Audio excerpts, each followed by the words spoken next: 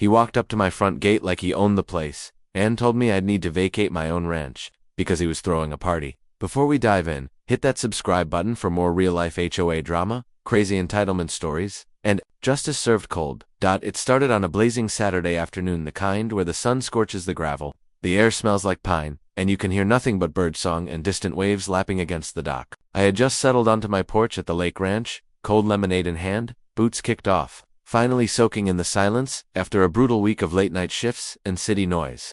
This ranch was my sanctuary, my hard-earned peace from the madness of being a police chief in a town that never seems to sleep. And then a peace shattered. I heard tires crunching down the private road. Not slowly, like someone visiting. No, this was fast. Cocky, like someone who didn't expect to be questioned. A shiny black Lexus SUV pulled up like it was valet parking outside a five-star resort. Before I could even get off my chair, the door flung open, and out stepped a teenage boy, maybe 19. No shirt, gold chain, designer shorts, and sunglasses that probably cost more than my first year's salary. Behind him, a beat-up Jeep screeched in, loaded with loud, rowdy kids blasting music so loud it shook the glass on my porch windows. I watched, stunned, as they poured out like it was spring break in Miami. One kid tossed a football, another dragged a cooler. A couple of girls started taking selfies by the front gate like it was some kind of influencer retreat. Then, the ringleader, smug teen, walked right up my gravel path, strutted like he owned the place, and said with zero hesitation, "Hey, I'm throwing a lake party here tonight." HOA said it's fine. You'll need to clear out. I blinked. No hi, no sorry. Is this your place? Nothing, just full-on takeover energy. You're on my property, I said flatly, standing up. You need to leave. He gave me this look, half eye roll, half smirk, like I was the unreasonable one, like I was the problem standing between him and his lakeside bash. Relax, man, he said, waving his hand like I was a waiter who got his order wrong. My mom's on the HOA board. She said no one really uses this old place. You weren't even here last weekend. We've got jet skis coming in an hour. Jet skis. He'd planned this out. I stared at him, trying to make sense of the entitlement. That's when it clicked. Karen, of course. Karen, HOA board member, neighborhood gossip queen, and self-appointed ruler of all things within a half-mile radius of the lake. Lives 5 lots down in the oversized house with security cameras pointed at everyone else's property. Always complaining about noise, fences, boat, docks, you name it. She'd tried to tell me once that my rustic cabin didn't fit the neighborhood aesthetic. I reminded her the cabin was built 30 years before the HOA even existed, and now, her son, marching onto my land like it was a public park, like this was some shared community clubhouse he could book on a whim. Did he think the lakefront was some sort of communal party zone? I looked past him. His friends had started dragging folding tables onto the grass. One kid was setting up speakers. Another was hammering something into the dirt. They weren't just visiting, they were setting up a full-blown beach rave. On my land, and they weren't even asking, they were informing. Kid added, "We'll clean up after." My mom said it's all good. It's like a community thing. That's when the temperature in my chest spiked, not because of the heat, but because of the sheer nerve. A spoiled HOA kid with zero respect had just strolled onto my private property, declared it party central, and tried to push me off my own porch. And behind him, a swarm of teens who clearly had no idea they were about to make the worst mistake of their weekend. He had no clue who he was talking to. Big mistake. I took a step off the porch, not rushing, just calm, measured, because I knew exactly what was about to happen. And more importantly, I knew something the kid didn't. I wasn't just some homeowner he could bulldoze with mom's fake HOA authority. I walked right up to him. "You and your friends have 5 minutes to pack up and leave before this turns into something bigger." He raised an eyebrow. Or what? There it was. The smirk. The challenge. That smug, teenage belief that he was untouchable because mommy's on a board that sends out newsletter emails and fines people for not trimming their hedges. I pointed at the gravel beneath his designer sneakers. "This land private, my name's on the deed. I don't need permission from your mom or anyone else to tell you to get off it." He folded his arms and puffed out his chest, trying to size me up like he was used to scaring off weak-willed neighbors. "You're gonna ruin an entire party over what, some grass?" "No," I said. "I'm shutting down trespassing on my property that I pay taxes on, that your party crew just decided to invade like it's Daytona Beach." One of his friends in the background muttered, "Dude, this guy's serious." But the kid wouldn't back down. Entitlement runs deep when you're raised thinking the rules apply to everyone but you. He took a step closer and dropped the first real threat. "My mom says you've been a problem for years. You barely follow HOA rules. You think just 'cause you live way out here no one's watching." I stared him down. "She says that, huh?" He nodded. "Yeah, and trust me, she's ready to bring the board down on you. Zoning violations, noise complaints, tax reports, we can bury you in paperwork." That's when I let it sink in. Let him feel like he had the upper hand. Let him believe that mommy could unleash HOA hellfire with a snap of her fingers. Then I said it. I'm not just some guy living in a cabin, kid. I'm the chief of police. He blinked. Silence. A ripple went through his little crowd of future arrestees. One of the girls actually stepped back and whispered, "Wait, what?" He tried to recover, but his face gave it away. His jaw clenched. That confident smirk twitched into panic, and his eyes darted around like he was trying to spot an escape route. "You're off duty," he said quickly, voice cracking a little. "That doesn't count. You can't just throw your badge around. Like that?" "Wrong answer. Doesn't matter if I'm in uniform or in my flip-flops," I replied. "The moment you trespass, threaten, and disrupt the peace on private property, it becomes police business. And right now, it's mine."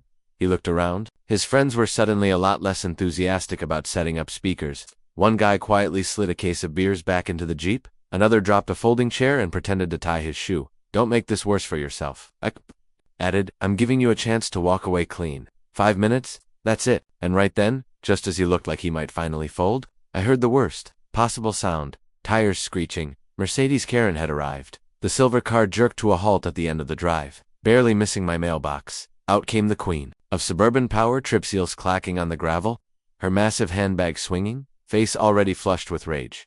"Why are you harassing my son?" she screamed before her door even shut. "This is a community event. You had no right to threaten him." The kid immediately puffed up again, like he'd summoned his final boss. "See? I told you. My mom's here." Karen stormed up the path like she was storming a castle. I could practically see the emails she'd already drafted in her head. Subject line: urgent. Concerning behavior from cabin owner at lot 32. She pointed her French manicured finger right at me. "We have every right to be here. The lake is community property, and this was approved by the HOA board. You don't just get to chase my son away." I took a breath and smiled. "Karen, I'll show you exactly what you don't get to do." And I pulled out my phone ready to show her the county map, my property deed, and every boundary line she thought she could bulldoze with her title.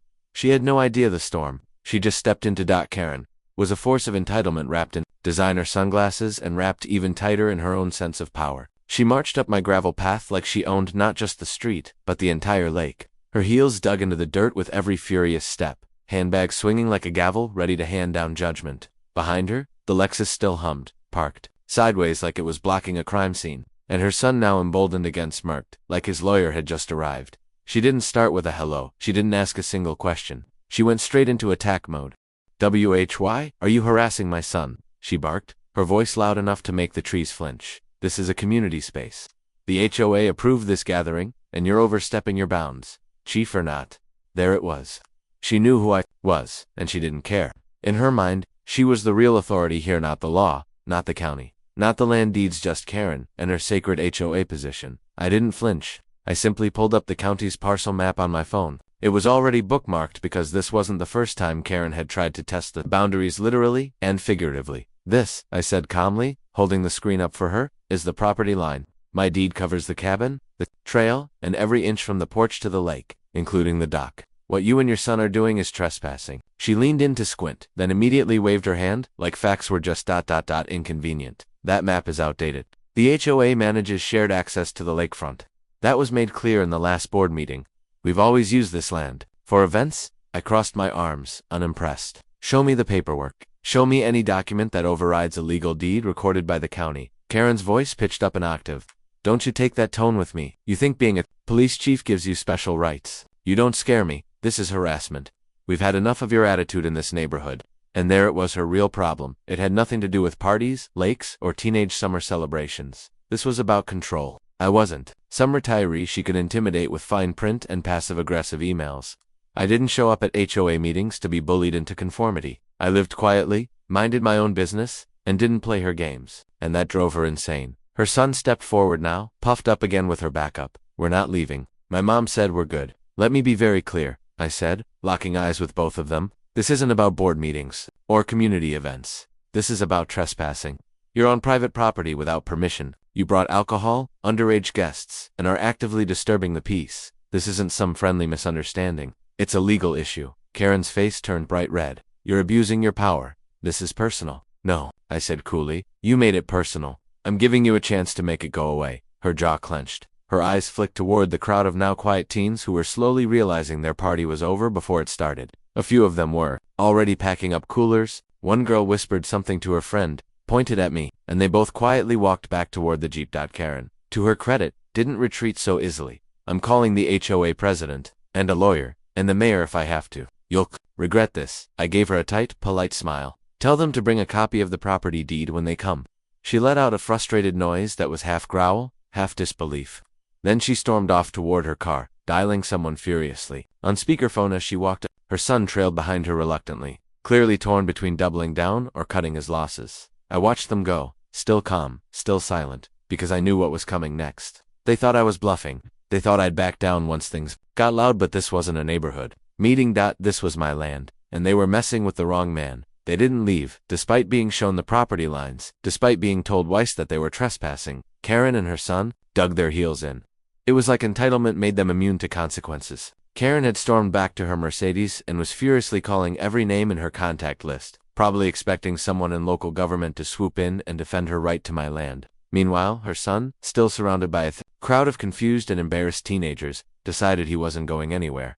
I gave them another warning, one final chance. If you're not off my property in 5 minutes, I said firmly, this turns into an official police matter, and I won't be asking nicely anymore. Karen just scoffed and turned her back to me, still pacing with her phone.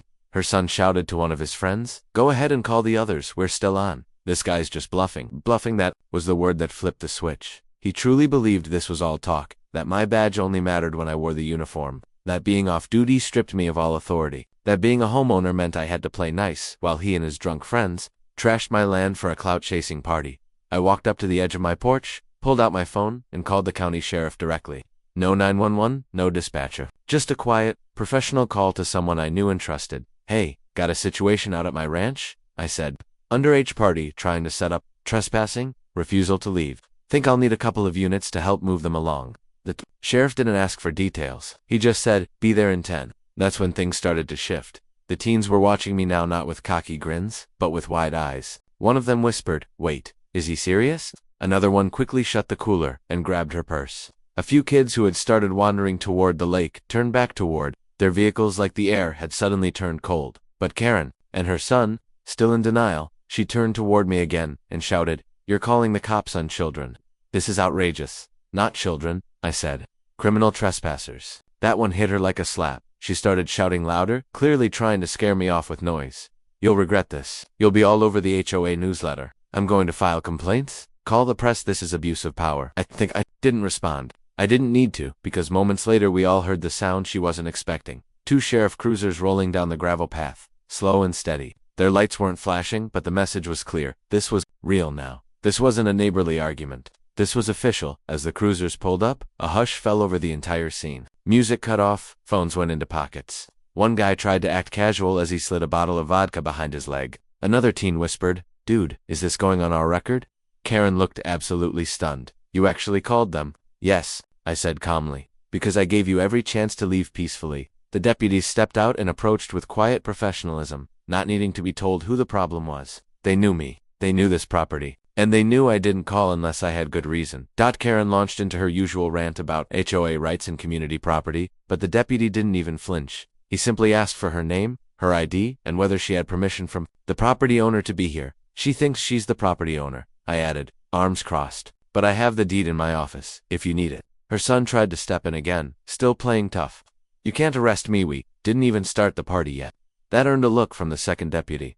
"You organized the gathering. You're the one who invited these people here." He hesitated. "Well, yeah, then you're responsible for trespassing and any open container violations we find." Suddenly, the tough guy routine vanished. I didn't press charges, not yet. I wanted to give them a way out. The deputies escorted the teens off the property, warning them that any return would be treated as criminal trespass. Karen didn't speak a word as she got into her car, lips pursed so tight she looked like she might explode. The driveway cleared. The music was gone. The only sound left was the gentle rustle of the wind in the trees, and I finally sat back down on my porch with a fresh glass of lemonade. Peace.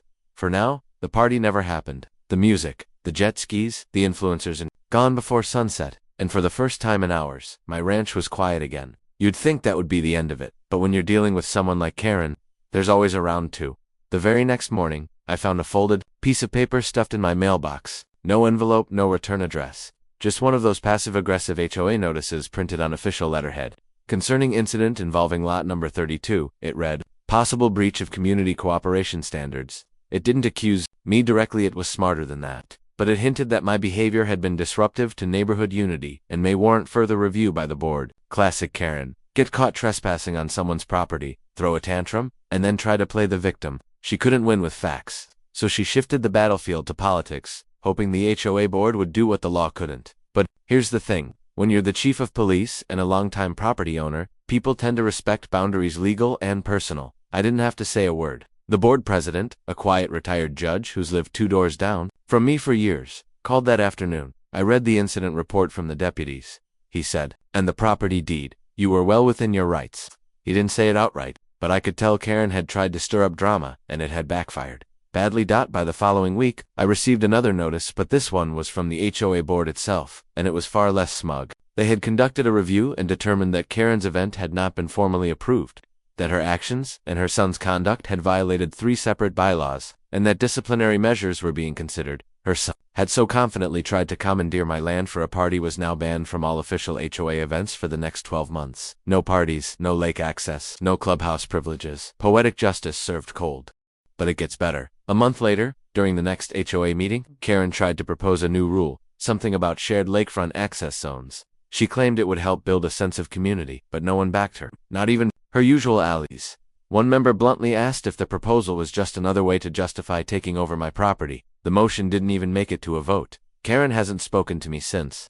Not a wave at the mailbox, not a glance during garbage pickup. She pretends I don't exist now, which honestly is a blessing. Her son, meanwhile, drives by my place like it's haunted. No more Lexus stunts, no more music, just silence and a tight grip on the steering wheel every time he passes the cabin. As for me, I upgraded my dock with a new private property surveillance in use sign and installed a second security camera facing the trail. I also added a few solar-powered lights around the perimeter, nothing flashy, just enough to remind people that someone lives here, someone who isn't easily pushed. But most days, I don't think about Karen or her son. I just sit on the porch, with my boots kicked up, drink in hand, and the lake stretching out like glass in front of me. The only sound is the breeze through the trees and the soft creak of the rocking chair. Exactly how it should be. Because here's the truth. Entitlement always collapses under the weight of reality. And no matter how loud someone yells, no matter how many rules they try to twist, at the end of the day the law is the law, and this land is mine. Enjoyed this wild HOA story? Smash that like button, hit subscribe,